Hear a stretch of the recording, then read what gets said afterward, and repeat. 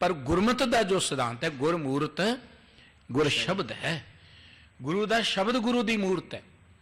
गुरु नानक साहब जी के वेले दी गुरु साहब जी की कोई तस्वीर नहीं है, ना सतगुरु जी ने करतारपुर च बनाई है।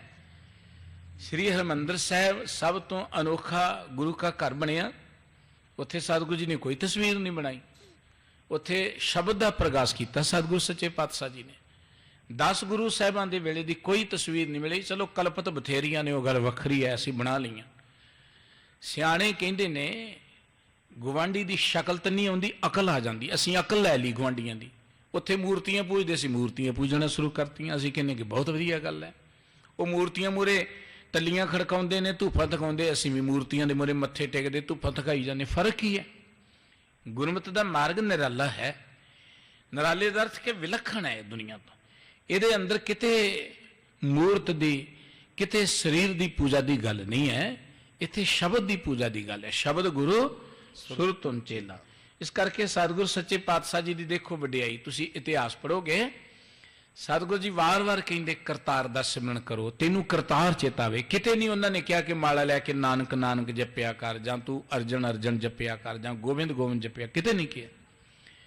केवल एको गल की, जपो तां एको नामा, एक परमात्मा का सिमरन करो। गुरु साहब जी आए ही परमात्मा दे नाल जोड़न लई। गुरु है ही वो जिहड़ा परमात्मा नाल जोड़े। गुरु वो नहीं जिहड़ा मत्थे टिकाए कहे कि मैं तेरे सिर ते हथ रखांगा, तेरी जोत जग गई, कंज फूक मारांगा, जोत जग जाएगी। वो गुरु नहीं है। गुरु कौन है? जैसा सतगुर सुनीदा तैसो ही मैं डीठ, विछड़िया मेले प्रभु हर दरगे का बसीठ, हर नामो मंत्र दड़ाइंदा कट्टे होमे रोग, जन नानक सतगुरत ने मिलाया जन तुरहे पिया संजोग। जिहड़ा परमात्मा नाल जोड़ देवे वो गुरु है। अपने नाल जोड़न वाले तो बहुत ने धरती ते, इहो जे ते गुरु साहब तो पहला भी सन। सतगुरु जी नूं कहना पिया केते गुर चेले फुन हुआ, काचे गुर ते मुक्त न। बड़े गुरु ने तुरे फिरदे, खाम खाई बने फिरदे ने। इस करके गुरु का अर्थ है जिहड़ा परमात्मा नाल जीव नूं जोड़ दे। गुरु का फर्ज जां गुरु की ड्यूटी ये है, मनुख नूं मनुख नाल जोड़ना ते मनुख नूं परमात्मा नाल जोड़ना। ये गुरु की ड्यूटी है। सतगुरु साहब जी कहते नानक ऐसा सतगुरु जानिए जे सब सै ले मिलाए जियो। गुरु है जिहड़ा सारियां नूं इहदे विच एकता कायम करे। गुरु है जिहड़ा मनुखता ते परमात्मा च एकता कायम करे। इस करके सतगुरु जी कहणगे भाई वंदना करनी ते बड़ी भावना दे नाल परमात्मा अगे कर, करतार अगे कर। पूर्ण होवे और की आसा, प्राप्त बलो ज्ञान सुख रासा। तेरे मन दियां आसा पूर्ण होणगियां, तेनू ज्ञान प्राप्त होएगा। परमात्मा दे प्यार जुड़ोगे, ज्ञान प्राप्त होएगा। सानू सतगुरु जी ने वार वार कहा परमात्मा का सिमरन करो, परमात्मा का सिमरन करो। जो जो तुसी मन करके परमात्मा के गुण गायन करोगे, त्यों त्यों अंदरों अज्ञानता मिटेगी, अंदरों ज्ञान प्रगट होएगा। असली ज्ञान हुआ जो तुहाडे अंदरों प्रगट होया। ये बाहरला हुदारा ज्ञान है, इनू बासी ज्ञान कहा जाता है, किताबां चों लिया होया ये हुदारा ज्ञान है। ये मददगार हो सकता है थोड़ा बहुता पहले पड़ाव च, लेकिन असली ज्ञान हुआ जो तुहानू अंतर ज्ञान प्राप्त हो गया, अनुभव प्राप्त हो गया।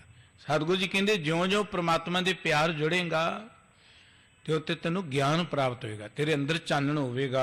सुन के द्वै कर जोरन कीने, बंदे पंकज पाए प्रवीणे। वो जिहड़ा अंदरला ज्ञान है ना, वही सुखां दा खजाना है। बाहरला ज्ञान सहायक हो सकता है अंदरले ज्ञान नाल जोड़न दे लई, पर बाहरली जानकारी तुहानू सुखां दा खजाना नहीं दे सकती। इस करके सतगुरु जी कहते जदों अंदरों ज्ञान प्राप्त हो गया फिर तेनू सुखां दा खजाना मिल जाएगा। इसने सतगुरु जी के चरण कमलों ते वंदना की है, हाथ जोड़ के इस तरह बेनती की है। भयो ज्ञान ते शिन सुख राशि, सगरी और ते द्वैत विनाशी। सतगुरु जी ने कहा सी बड़ी भावना दे नाल परमात्मा अगे वंदना कर, उस वाहिगुरु अगे अरदास कर। जदों गुरु के बचन मन्ने, क्योंकि बड़ा पवित्र हिरदा सी इस बालक दा, जगियासू सी। ज्ञान एक छिन्न च ही प्राप्त होना है, जदों होना ना एक छिन्न विच, लेकिन वो छिन्न प्राप्त करने लई तुहानू कितना टाइम लगता है गल वखरी है। बच्चे का जन्म जिहड़ा है ना वो एक छिन्न च ही हुंदा है, पर बच्चे नू जन्म लैण लई 9 महीने पहलां तैयार होना पैंदा है। मनुख की मौत एक छिन्न च ही हुंदी है, बहुता टाइम नहीं लगता, पर मरन लई तैयारी कितनी वड्डी, कोई 70 साल कोई 80 साल, वो गल वखरी है। ਜਦੋਂ ਵੀ ਗਿਆਨ ਹੋਣਾ ਹੈ, ਉਹ ਇੱਕ ਛਿਨ ਵਿੱਚ ਹੋਣਾ ਹੈ, ਇੱਕ ਛਿਨ ਵਿੱਚ। ਜਿੰਨੀ ਜਲਦੀ ਕੋਈ ਮਨੁੱਖ ਅੰਦਰੋਂ ਪਿਓਰ ਹੋ ਜਾਏਗਾ, ਜਿੰਨੀ ਜਲਦੀ ਅੰਦਰੋਂ ਕੋਈ ਮਨੁੱਖ ਅਡੋਲ ਹੋ ਜਾਏਗਾ, ਸਹਿਜ ਵਿੱਚ ਚਲਿਆ ਜਾਏਗਾ, ਟਿਕ ਜਾਏਗਾ, ਉਨੀ ਜਲਦੀ ਉਹਨੂੰ ਗਿਆਨ ਹੋ ਜਾਏਗਾ। ਹੁਣ ਇਹ ਬਾਲਕ ਜਿਗਿਆਸੂ ਸੀ, ਅੰਦਰੋਂ ਪਵਿੱਤਰ ਸੀ। ਸਤਿਗੁਰੂ ਜੀ ਦੇ ਬਚਨ ਇਹਨੂੰ ਤੀਰ ਵਾਂਗੂ ਲੱਗੇ। ਸਤਿਗੁਰੂ ਜੀ ਨੇ ਕਿਹਾ, ਇਕਾਗਰ ਚਿੱਤ ਹੋ ਕੇ ਐਨ ਭਾਵਨਾ ਦੇ ਨਾਲ ਪ੍ਰਮਾਤਮਾ ਅੱਗੇ ਅਰਦਾਸ ਕਰ, ਪ੍ਰਮਾਤਮਾ ਨੂੰ ਬੰਦਨਾ ਕਰ। ਜਦੋਂ ਇਹਨੇ ਮਨ ਚਿੱਤ ਇਕਾਗਰ ਕਰਕੇ ਪ੍ਰਮਾਤਮਾ ਨੂੰ ਬੰਦਨਾ ਕੀਤੀ, ਅੰਦਰੋਂ ਗਿਆਨ ਹੋ ਗਿਆ। ਕਿਸੇ ਵੀ ਮਨੁੱਖ ਨੂੰ ਜਦੋਂ ਗਿਆਨ ਹੋਣਾ ਹੈ, ਉਹ ਇੱਕ ਛਿਨ ਵਿੱਚ ਹੀ ਹੋਣਾ ਹੈ। ਲੇਕਿਨ ਉਹ ਛਿਨ ਲਈ ਸਾਡੀ ਤਿਆਰੀ ਕਿੰਨੀ, ਕੋਈ ਗੱਲ ਵੱਖਰੀ ਹੈ। ਆਪਾਂ ਦੇਖਦੇ ਹਾਂ ਕਈ ਬੱਚੇ ਸਾਲ 'ਚ 2-2 ਕਲਾਸਾਂ ਕਰ ਲੈਂਦੇ, 3 ਵੀ ਕਰ ਲੈਂਦੇ, ਕਈ ਬਿਨਾਂ ਪੜ੍ਹਨ ਤੋਂ ਬੜੇ ਇੰਟੈਲੀਜੈਂਟ ਹੁੰਦੇ ਨੇ। ਇਹ ਤੇ ਜਿੰਨੀ ਕਿਸੇ ਦੀ ਕਮਾਈ ਹੈ। ਜਿੰਨਾ ਅਸੀਂ ਰੋਜ਼ ਇਕਾਗਰਚਿਤ ਹੋ ਕੇ ਪ੍ਰਮਾਤਮਾ ਦੇ ਪਿਆਰ ਜੁੜਾਂਗੇ, ਮਨ ਨੂੰ ਟਿਕਾਵਾਂਗੇ, ਮਨ ਨੂੰ ਬੁਰੇ ਪਾਸੇ ਤੋਂ ਰੋਕਾਂਗੇ, ਉਨੀ ਜਲਦੀ ਸਾਨੂੰ ਗਿਆਨ ਪ੍ਰਾਪਤ ਹੋ ਜਾਏਗਾ। ਪਰ ਜੇ ਅਸੀਂ ਕੇਵਲ ਗਿਣਤੀਆਂ ਮਿਣਤੀਆਂ 'ਚ ਹੀ ਪਏ ਰਹੇ, ਜਿਵੇਂ ਹੁਣ ਸਾਡਾ ਇੱਕ ਚੱਲ ਪਿਆ ਹੈ ਕੰਮ ਕਿ 31 ਪਾਠ ਕਰ ਲਓ, 51 ਕਰ ਲਓ, 101 ਕਰ ਲਓ, ਜੀ ਸਦਕੇ ਕਰੋ, 51 ਹਜ਼ਾਰ ਕਰੋ, ਭਾਈ ਬੜੀ ਖੁਸ਼ੀ ਦੀ ਗੱਲ ਹੈ। ਪਰ ਮਸਲਾ ਤਾਂ ਸੀ ਮਨ ਨੂੰ ਟਿਕਾਉਣ ਦਾ, ਮਨ ਨੂੰ ਸਮਝਾਉਣ ਦਾ, ਮਨ ਨੂੰ ਜੋੜਨ ਦਾ। ਜੇ ਮਨ ਜੁੜਿਆ ਹੀ ਨਾ ਤੇ ਇੰਨੇ ਕਰਨ ਦਾ ਕੀ ਅਰਥ ਹੈ? ਸਤਿਗੁਰੂ ਜੀ ਕਹਿੰਦੇ ਪੜ ਗੱਡੀ ਲੱਦੀਏ, ਪੜ ਭਰੀਏ ਸਾਥ। ਕਿਹਦੇ ਲਈ ਕਹੀਆਂ ਨੇ ਗੱਲਾਂ? ਇਕੱਲੀਆਂ ਉਹ ਬ੍ਰਹਮਦਾਸ ਪੰਡਤ ਲਈ ਨਹੀਂ ਕਹੀਆਂ। ਇਹ ਗੁਰਬਾਣੀ ਹਰ ਪੜ੍ਹਨ ਵਾਲੇ ਮਨੁੱਖ ਦੇ ਲਈ ਹੈ, ਗੁਰਬਾਣੀ ਪੜ੍ਹਨ ਵਾਲੇ ਮਨੁੱਖ ਦੇ ਲਈ ਹੈ। ਇਸ ਕਰਕੇ ਇਹ ਬਾਲਕ ਅੰਦਰੋਂ ਪਵਿੱਤਰ ਸੀ, ਅੰਦਰੋਂ ਜਿਗਿਆਸੂ ਸੀ। ਗੁਰੂ ਕੇ ਬਚਨ ਇਹਦੇ ਮਨ 'ਚ ਲੱਗੇ। ਇਕਾਗਰਚਿਤ ਹੋ ਕੇ ਜਦੋਂ ਨੇ ਅਰਦਾਸ ਕੀਤੀ, ਬਸ ਓਛੇ ਸੇ ਨੇ ਇਸ ਨੂੰ ਗਿਆਨ ਹੋ ਗਿਆ। ਕਿਰਪਾ ਨਿਧਾਨ ਬਹੁਰ ਬਚ ਕਹੇ, ਸਵਾ ਜਾਮ ਜਾਮਨ ਜਬ ਰਹੇ। ਕਿਰਪਾ ਦੇ ਦਾਤੇ ਸਤਿਗੁਰੂ ਜੀ ਨੇ ਗੱਲ ਕੀ। ਜਦੋਂ ਸਵਾ ਪੈਰ ਰਾਤ ਰਹਿੰਦੀ, ਜਿਹਨੂੰ ਆਪਾਂ ਅੰਮ੍ਰਿਤ ਵੇਲਾ ਕਹਿੰਦੇ ਹਾਂ, ਨੀਤੇ ਉੱਠਦਾ ਬਹੀ ਕਰੋ ਇਸ਼ਨਾਨਾ, ਸਿਮਰੋ ਨਾਮ ਮਾਨ ਮਨ ਭਾਨਾ। ਰੋਜ਼ ਉੱਠ ਕੇ ਇਸ਼ਨਾਨ ਕਰਿਆ ਕਰ, ਰੋਜ਼ ਉੱਠ ਕੇ ਵਾਹਿਗੁਰੂ ਜੀ ਦਾ ਸਿਮਰਨ ਕਰਿਆ ਕਰ। ਹਾਥ ਜੋਰ ਸਿਸ ਬਚਨ ਬਖਾਨਾ, ਆਬ ਲੋ ਰਾਖਿਓ ਚਿਤ ਛਨਾਨਾ। ਦੇਖੋ ਕਿੰਨੀ ਵੱਡੀ ਗੱਲ ਕਹੀ ਉਸ ਬੱਚੇ ਨੇ। ਹੱਥ ਜੋੜ ਕੇ ਕਹਿਣ ਲੱਗਾ, ਮਹਾਰਾਜ ਇਹ ਇਸ਼ਨਾਨ ਦੀ ਲੋੜ ਬਾਕੀ ਰਹਿ ਗਈ ਕੋਈ? ਜੋ ਕੁਝ ਤੁਸੀਂ ਦੇ ਦਿੱਤਾ ਹੈ, ਹੁਣ ਇਸ਼ਨਾਨ ਕੋ ਬਾਕੀ ਰਹਿ ਗਿਆ? ਇਸ਼ਨਾਨ ਜਿਹੜਾ ਹੈ ਉਹ ਸਰੀਰਕ ਸ਼ੁੱਧਤਾ ਲਈ ਜਾਂ ਸਫਾਈ ਲਈ ਹੁੰਦਾ ਹੈ, ਕਿ ਆਲਸ ਦੂਰ ਹੋ ਜਾਏ, ਸਰੀਰ ਜਿਹੜਾ ਹੈ ਉਹ ਅਲਰਟ ਹੋ ਜਾਏ। ਇਸ਼ਨਾਨ ਇਹਦੇ ਲਈ ਹੈ। ਇਸ਼ਨਾਨ ਦਾ ਜਿਹੜਾ ਸੰਬੰਧ ਹੈ ਉਹ ਪਵਿੱਤਰਤਾ ਨਾਲ ਕੋਈ ਨਹੀਂ ਹੈ। ਸੁੱਚੇ ਨਾ ਆਖੀਏ ਬਹਿਨ ਜੇ ਪਿੰਡਾ ਧੋਏ, ਸੁੱਚੇ ਸਹੀ ਨਾਨਕਾ ਜਿਨ ਮਨ ਵਸਿਆ ਸੋਏ। ਬੜੀ ਪਿਆਰੀ ਗੱਲ ਕਹੀ। ਕਹਿਣ ਲੱਗਾ, ਮਹਾਰਾਜ ਇਸ਼ਨਾਨ ਬਾਕੀ ਰਹਿ ਗਿਆ। ਜੋ ਕੁਝ ਤੁਸੀਂ ਦੇ ਦਿੱਤਾ ਹੈ, ਹੁਣ ਤੇ ਇਸ਼ਨਾਨ ਤੋਂ ਅਗਲੀ ਗੱਲ ਆ ਗਈ ਹੈ। ਕੋਈ ਚਿੰਤਾ ਦੀ ਲੋੜ ਨਹੀਂ ਮੈਨੂੰ ਹੁਣ। ਮੈਂ ਮਲ ਨਾਸ਼ ਕਰੀ ਇੱਕ ਬਾਰ, ਰਾਵਰ ਦਰਸ਼ਨ ਪਰ ਬਲਿਹਾਰਾ। ਮੈਂ ਤੇ ਤੁਹਾਡੇ ਦੀਦਾਰ ਕੀਤੇ, ਤੁਹਾਡੇ ਬਚਨ ਸੁਣੇ, ਤੇ ਮੇਰੇ ਤੇ ਅੰਦਰ ਦੀ ਮੈਲ ਇੱਕਦਮ ਖਤਮ ਹੋ ਗਈ ਹੈ। ਗੁਰੂ ਕੇ ਬਚਨ ਸਰਵਣ ਕਾਰੇ ਸੀ, ਗੁਰੂ ਕੇ ਕੀਰਤਨੇ ਪਾਸੋਂ ਗੁਰ ਸੁੰਦਰ ਮੋਹਨ ਪਾਏ ਕਰੇ, ਹਰ ਪ੍ਰੇਮ ਬਾਣੀ ਮਨ ਮਾਰਿਆ। ਮੇਰੇ ਹਿਰਦੇ ਸੁਧ ਵਿਸਰ ਗਈ, ਮਨ ਆਸਾ ਚਿੰਤ ਵਿਸਾਰਿਆ।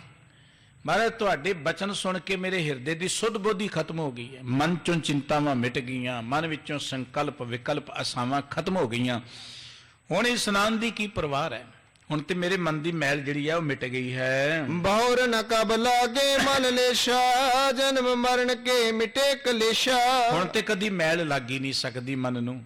ਜੋ ਦਾਤ ਤੁਸੀਂ ਦੇ ਦਿੱਤੀ ਹੈ, ਜੋ ਪਵਿੱਤਰਤਾ ਤੁਸੀਂ ਦੇ ਦਿੱਤੀ ਹੈ, ਤੇ ਹੁਣ ਜਨਮਨ ਮਰਨ ਦੇ ਕਲੇਸ਼ ਵੀ ਖਤਮ ਹੋ ਗਏ ਹਨ। ਪਾਇਓ ਨਿਰਮਲ ਸਹਿ ਸਰੂਪਾ, ਜੇ ਜਾਨ ਦਬਾਇਆ ਨਦ ਅਨੂਪਾ। ਜੰਮਣ ਮਰਨ ਦੇ ਕਲੇਸ਼ ਖਤਮ ਹੋ ਗਏ। ਇਹ ਬੱਚਾ ਹੈ, ਇਹ ਕਹਿ ਰਿਹਾ ਕਿ ਜੰਮਣ ਮਰਨ ਦੇ ਕਲੇਸ਼ ਖਤਮ ਹੋ ਗਏ।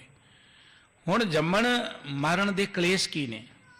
ਸਰੀਰ ਤਾਂ ਦੇਖੋ ਜਦੋਂ ਖਤਮ ਹੋ ਜਾਂਦਾ ਹੈ ਨਾ, ਉਦੋਂ ਬਾਅਦ ਕੀ ਹੁੰਦਾ ਕੋਈ ਨਹੀਂ ਜਾਣਦਾ। ਗੁਰੂ ਕੀ ਬਾਣੀ ਕਹਿੰਦੀ, ਨਾਨਕ ਏਵ ਨ ਜਾਪੀ ਕਿੱਥੇ ਜਾਏ ਸਮਾਏ। ਪਵਨੇ ਮੈਂ ਪਵਨ ਸਮਾਇਆ, ਜੋਤੀ ਮੈਂ ਜੋਤ ਰਲ ਜਾਇਆ। ਹਵਾ ਹਵਾ 'ਚ ਮਿਲ ਜਾਂਦੀ, ਪਾਣੀ ਪਾਣੀ 'ਚ ਮਿਲ ਜਾਂਦਾ, ਅੱਗ ਅੱਗ 'ਚ ਮਿਲ ਜਾਂਦੀ ਹੈ। ਔਰ ਇਹ ਮਰਨਹਾਰ ਇਹ ਜਿਯਰਾ ਨਹੀਂ। ਇਹ ਜੋ ਜਿਹੜੀ ਜਿੰਦ ਹੈ ਇਹ ਤਾਂ परमात्मा का रूप है, आत्मा परमात्मा का रूप है। ये तो कभी मरदी नहीं है, मिट्टी कभी मरदी नहीं है, पानी कभी मरदा नहीं है।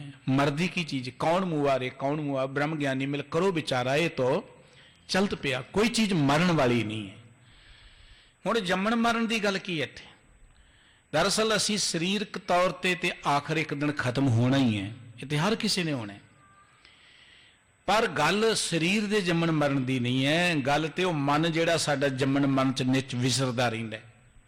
ਕਦੀ ਲੋਭ ਚ ਕੁੱਤਾ ਬਣ ਕੇ ਫਿਰਦਾ ਹੈ, ਕਦੀ ਮਾਇਆ ਦੇ ਮੋਹ ਚ ਪੈ ਕੇ ਸੱਪ ਬਣਿਆ ਫਿਰਦਾ ਹੈ। ਕਈ ਜਨਮ ਧਾਰਨ ਕਰਦਾ ਸਾਡਾ ਮਨ। ਇੱਕ ਦਿਨ 'ਚ ਪਤਾ ਨਹੀਂ ਕਿੰਨੀਆਂ ਕੁ ਜੂਨਾਂ ਇਹਨੂੰ ਮਿਲ ਜਾਂਦੀਆਂ ਨੇ, ਕਿੰਨੇ ਸੁਭਾਅ ਇਹਦੇ ਬਦਲਦੇ ਨੇ। ਕਦੀ ਕ੍ਰੋਧੀ ਹੈ, ਹੰਕਾਰੀ ਹੈ, ਤ੍ਰਿਸ਼ਨਾਲੂ ਹੈ, ਵਿਕਾਰੀ ਹੈ। ਇਸ ਕਰਕੇ ਉਹ ਮਨ ਜਿਹੜਾ ਸੀ ਨਾ, ਸਤਿਗੁਰੂ ਜੀ ਨੇ ਬਚਨ ਕਿ ਨਿਜ ਘਰ ਮਹਿਲ ਪਾਵੋ ਸੁਖ ਸਹਜੇ ਬੌਰ ਨਾ ਹੋਏਗੋ ਫੇਰਾ। ਜਦੋਂ ਮਨ ਆਪਣੇ ਸਵੈ ਸਰੂਪ ਵਿੱਚ ਚਲਿਆ ਜਾਏ, ਸਵੈ ਸਰੂਪ ਦੇ ਵਿੱਚ, ਉਦੋਂ ਦੀ ਭਟਕਣਾ ਜੰਮਣ ਮਰਨ ਖਤਮ ਹੋ ਜਾਂਦੇ ਨੇ। ਮੁੜ ਕੇ ਕੋਈ ਗੋਫੇਰਾ ਦਾ ਥਾਉਣ ਜਾਣ ਦਾ ਗੇੜ ਹੀ ਨਹੀਂ ਰਹਿੰਦਾ। ਪਰ ਜਿੰਨਾ ਚਿਰ ਮਨ ਆਪਣੇ ਸਵੈ ਸਰੂਪ ਵਿੱਚ ਨਹੀਂ ਜੁੜਦਾ, ਉਹਨਾਂ ਚਿਰ ਆਉਂਦਾ ਜਾਂਦਾ ਰਹੇਗਾ, ਜੰਮਦਾ ਮਰਦਾ ਰਹੇਗਾ, ਕਦੀ ਕਿਸੇ ਰੂਪ 'ਚ ਕਦੀ ਕਿਸੇ ਰੂਪ 'ਚ ਇੱਧਰ ਉੱਧਰ ਭਟਕਦਾ ਰਹੇਗਾ। ਕਹਿਣਗਾ ਮਹਾਰਾਜ ਜੰਮਣ ਮਰਨ ਦੇ ਕਲੇਸ਼ ਮਿਟ ਗਏ ਤੇ ਹੁਣ ਪਾਇਓ ਨਿਰਮਲ ਸਹਿਜ ਸਰੂਪਾ। ਮੈਨੂੰ ਅੰਦਰੋਂ ਸਹਿਜ ਦਾ ਅਰਥ ਹੁੰਦਾ ਆਤਮਿਕ ਅਡੋਲਤਾ, ਸਹਿਜ ਦਾ ਅਰਥ ਹੁੰਦਾ ਆਤਮਿਕ ਗਿਆਨ, ਆਪਣੇ ਆਪ ਦੀ ਸੋਝੀ।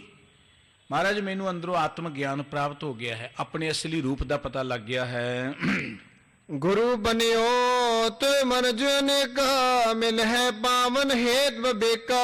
ਉਹ ਅਵਸਥਾ ਮਿਲ ਗਈ ਹੈ ਜਿਹਨੂੰ ਪ੍ਰਾਪਤ ਕੀਤੇ ਮਨ 'ਚ ਉਹ ਆਨੰਦ ਪੈਦਾ ਹੁੰਦਾ ਹੈ ਜਿਹਨੂੰ ਬਿਆਨ ਨਹੀਂ ਕੀਤਾ ਜਾ ਸਕਦਾ। ਅਨੂਪਦ ਅਰਥ ਜਿਹਨੂੰ ਕਿਸੇ ਚੀਜ਼ ਨਾਲ ਉਪਮਾ ਨਹੀਂ ਦਿੱਤੀ ਜਾ ਸਕਦੀ। ਸਤਿਗੁਰੂ ਜੀ ਨੇ ਇਸ ਬਾਲਕ ਦੇ ਬਚਨ ਸੁਣ ਕੇ ਗੱਲ ਕਹੀ ਵੀ ਤੇਰੇ ਕਰਕੇ ਅਨੇਕਾਂ ਹੋਰ ਜੀਵਾਂ ਦਾ ਵੀ ਪਾਰ ਉਤਾਰਾ ਹੋਏਗਾ, ਤੂੰ ਗਿਆਨ ਬਖਸ਼ਿਸ਼ ਕਰੇਗਾ ਲੋਕਾਂ ਨੂੰ। ਗੁਰੂ ਬਨਿਓ ਤੇ ਮਨ ਜਨੇ ਕਾ ਮਿਲ ਹੈ ਪਾਵਨ ਹੋਤ ਵਿਵੇਕਾ। ਕਈ ਮਨੁੱਖ ਮਿਲਣਗੇ ਤੈਨੂੰ ਮਿਲ ਕੇ ਪਵਿੱਤਰ ਹੋਣਗੇ, ਵਿਵੇਕ ਪ੍ਰਾਪਤ ਕਰਨਗੇ। ਤੁਝ ਕੋ ਦੇਖ ਅਚਾਰ ਕਰੰਤਾ ਤਿਨ ਰੁਚ ਜਾਗੇ ਹੋਵੇ ਸੰਤਾ। ਤੈਨੂੰ ਦੇਖ ਕੇ ਕਈਆਂ ਦੇ ਅੰਦਰ ਰੁਚੀ ਜਾਗੇਗੀ ਪ੍ਰਮਾਤਮਾ ਨੂੰ ਮਿਲਣ ਦੀ, ਉਹ ਵੀ ਰੱਬ ਦੇ ਪਿਆਰ ਜੁੜ ਕੇ ਸੰਤ ਬਣ ਜਾਣਗੇ। ਇਸ ਬਿਦ ਹੋਏ ਕਿਰਤਾਰਥ ਸੋਊ ਬੈਠ ਰਿਓ ਕਰ ਗਇਓ ਨਾ ਸੋਊ। ਇਸ ਤਰੀਕੇ ਨਾਲ ਉਹ ਬੱਚਾ ਗੁਰੂ ਕੇ ਬਚਨਾਂ ਰਾਹੀਂ ਕਿਰਤਾਰਥ ਹੋਇਆ, ਉੱਥੇ ਬੈਠ ਗਿਆ, ਘਰ ਨਹੀਂ ਗਿਆ। ਖੋਜਤ ਮਾਤ ਪਿਤਾ ਤੇ ਸਕੇਰੇ ਚਲ ਆਏ ਸ਼੍ਰੀ ਨਾਨਕ ਡੇਰੇ। ਆਖਰ ਉਸ ਦੇ ਮਾਤਾ ਪਿਤਾ ਲੱਭਦੇ ਲੱਭਦੇ ਸਤਿਗੁਰੂ ਜੀ ਦੇ ਅਸਥਾਨ ਤੇ ਆ ਗਏ ਹਨ। ਦੇਖਿਓ ਨਿਜ ਬਾਲਕ ਕੋ ਜਬ ਹੀ ਗੁਰ ਬੈਨਨ ਤੇ ਭਾਵਰਿਤ ਤਬ ਹੀ। ਇਸ ਵੇਲੇ ਉਹਨਾਂ ਨੇ ਦੇਖਿਆ ਬੱਚਾ ਜਿਹੜਾ ਗੁਰੂ ਸਾਹਿਬ ਜੀ ਦੇ ਬਚਨਾਂ ਅਨੁਸਾਰ ਸਤਿਗੁਰੂ ਜੀ ਨੇ ਕਿਹਾ ਤੂੰ ਤੇ ਬੁੱਢਾ ਹੈ ਭਾਈ, ਬੁੱਢਾ ਬੁੱਢੀਆਂ ਵਾਲੀਆਂ ਗੱਲਾਂ ਕਰਨ ਵਾਲਾ ਜਿਹੜਾ ਹੈ। ਇਸ ਪ੍ਰਕਾਰ ਸੋ ਦੇਖ ਸਿਧਾਰੇ ਰਿਓ ਸੋ ਬੂढ़ा ਸ਼੍ਰੀ ਪ੍ਰਭ ਦੁਆਰੇ। ਗੁਰੂ ਕੇ ਪਿਆਰ 'ਚ ਜੁੜਿਆ ਹੋਇਆ ਹੈ, ਗੁਰੂ ਕੀ ਸੇਵਾ 'ਚ ਜੁੜ ਗਿਆ। ਉਹਦੇ ਮਾਂ ਪਿਓ ਆਏ, ਉਹਨਾਂ ਜੁੜਿਆ, ਦੇਖਿਆ, ਮੁੜ ਗਏ। ਉਹ ਗੁਰੂ ਸਾਹਿਬ ਜੀ ਦੀ ਸੇਵਾ 'ਚ ਲੱਗਾ ਰਿਹਾ। ਪਦ ਪੰਕਜ ਸੇਵੇ ਧਰ ਬਾਉ ਵਿਖੇ ਬਾਸ਼ਨਾ ਫੁਰਤ ਨ ਕਾਊ। ਬੜੀ ਭਾਵਨਾ ਦੇ ਨਾਲ ਗੁਰੂ ਕੀ ਸੇਵਾ ਕਰਨ ਲੱਗ ਪਿਆ। ਮਨ ਵਿੱਚ ਕਿਸੇ ਤਰ੍ਹਾਂ ਦੀ ਕੋਈ ਵਾਸ਼ਨਾ, ਕਿਸੇ ਤਰ੍ਹਾਂ ਦਾ ਕੋਈ ਵਿਕਾਰ ਨਹੀਂ ਫੁਰਦਾ। ਮਨ ਥਿਤ ਕਰ ਸਤ ਸੰਗ ਸਮਾਵਾ ਪੁਨ ਜਬ ਕੇਤਕ ਸਮਾ ਬਿਤਾਵਾ। ਐਵੇਂ ਮਨ ਨੂੰ ਟਿਕਾ ਕੇ ਸਤ ਸੰਗਤ ਨਾਲ ਜੁੜ ਗਿਆ ਤੇ ਇਸ ਤਰ੍ਹਾਂ ਕੁਝ ਸਮਾਂ ਜਦੋਂ ਬਤੀਤ ਹੋਇਆ ਹੈ। ਸੁਣੀਏ ਸ਼੍ਰੀ ਅੰਗਦ ਇਤਿਹਾਸਾ ਮੈਂ ਇੱਕ ਦਿਵਸ ਸੁਲਖਣੀ ਪਾਸਾ। ਜਿਵੇਂ ਬਾਬਾ ਬੁੱਢਾ ਜੀ ਦੀ ਅਗਲੀ ਕਥਾ ਭਾਈ ਸਾਹਿਬ ਜੀ ਸਰਵਣ ਕਰਾਉਣਗੇ, ਉਹ ਆਪ ਜੀ ਕੱਲ ਨੂੰ ਸਰਵਣ ਕਰੋਗੇ। ਅੱਜ ਦਾ ਟਾਈਮ ਸਮਾਪਤ ਹੈ। ਕੁਝ ਕਰਫਿਊ ਦੀ ਵਜ੍ਹਾ ਕਰਕੇ ਦੀਵਾਨ ਦੇ ਸਮੇਂ ਦੀ ਜਿਹੜੀ ਹੈ ਤਬਦੀਲੀ ਕੀਤੀ ਗਈ ਹੈ। ਕਥਾ ਤੋਂ ਬਾਅਦ ਹੀ ਆਨੰਦ ਸਾਹਿਬ ਤੋਂ ਉਹਦੇ ਨਾਲ ਹੀ ਸਮਾਪਤੀ ਹੋ ਜਾਇਆ ਕਰੇਗੀ। ਅੱਜ ਦੀਆਂ ਵਿਚਾਰਾਂ ਕਰਦਿਆਂ ਜੋ ਭੁੱਲਾਂ ਹੋਈਆਂ ਨੇ, ਭੁੱਲ ਚੁੱਕ ਦੀ ਖਿਮਾ ਬਖਸ਼ ਦੇਣੀ ਜੀਓ। ਪਿਆਰ ਸਹਿਤ ਬੁਲਾਓ। ਵਾਹਿਗੁਰੂ ਜੀ ਕਾ ਖਾਲਸਾ, ਵਾਹਿਗੁਰੂ ਜੀ ਕੀ ਫਤਿਹ।